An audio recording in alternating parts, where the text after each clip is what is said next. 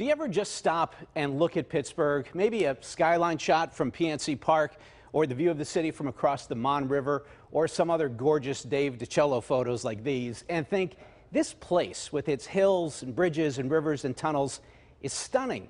I think that all the time. Sounds sappy, don't care. I've always agreed with the late Brendan Gill, who once wrote in The New Yorker that if Pittsburgh were situated somewhere in the heart of Europe, tourists would eagerly journey hundreds of miles out of their way to visit it. So this is a personal story for people like me, and hopefully people like you, people who love the beauty of Pittsburgh.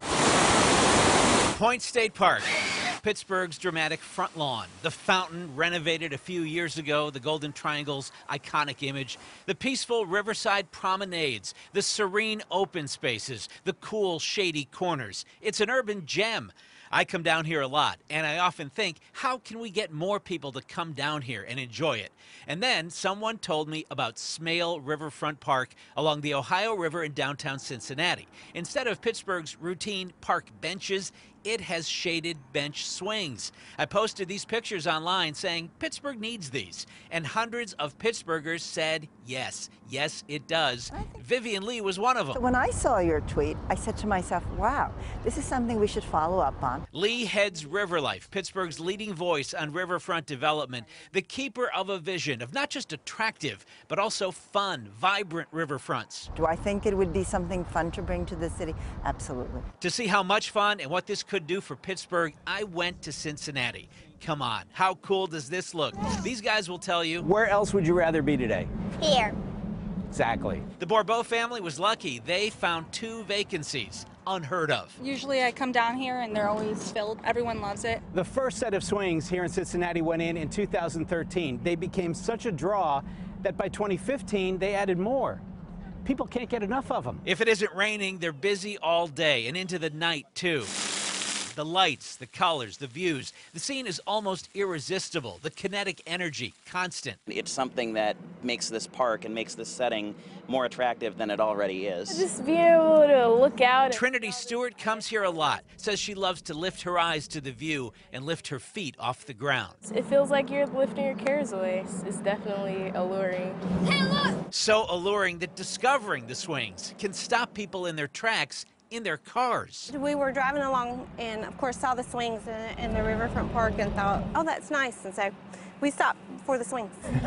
It brings me great joy to see how much people are enjoying it, and I enjoy it myself. Stephen Schuckman is part of the Cincinnati Parks team that planned this riverfront. They got the idea for the swings from a park in Charleston, South Carolina. So if Charleston didn't mind their borrowing the idea, would Cincinnati mind ours? Hardly. I would take that as a compliment that, look, here's this great park and a great feature on the same river we share with Pittsburgh. Why not? Checking out Cincinnati, I became convinced that swings like these could make downtown Pittsburgh and The Point even more of a destination. Downtown Cincinnati Inc. even tells me the swings and all the other activity on this very active riverfront are attracting people who want to live close by. This is a backyard, front yard for people who live downtown. It's pretty spectacular. You can't go wrong if you add to your park system. In Pittsburgh, swings like these would say, hey, you, stick around a while, enjoy your beautiful city, and come back often. Still going back and forth on this? Fine. I give you Allegheny Health Network psychiatrist Gary Swanson. We met at the swings at Oakmont's Riverside Park. We talked about studies that suggest the very motion of swinging can ease anxiety, and in the right setting can be so pleasant it might even make us nicer, more sociable. Dr. Swanson says those positive feelings are deeply rooted in all of us. Rocking in the cradle or swinging motions in your mother's arms. Those are soothing to children and probably evoke the same sort of response from us. No wonder this story so appeals to me. I've been hardwired for it. You have too. So the doc's on board, and he knows what's good for us, and Riverlife's on board. And CEO Vivian Lee says if it's not at the state-owned point, this is something owners of other shoreline property here should look into. So stay tuned. We'll see where this goes. And I think we will see those swings in our city. I'm on board. She thinks we'll see him. She's an influential person. Yeah, Mayor Peduto, talked to him. He tells me he would have to see, a comprehensive plan for what the site, wherever it would be, would look like. But I showed him those images from Cincinnati. He said he liked it. I can't see anything holding us back but funding. So how do you pay for all this? Funding is a huge issue in Cincinnati. A private donate, because these aren't cheap. These are really sturdy, you know, well-built swings, which they have to be if they're going to survive in public.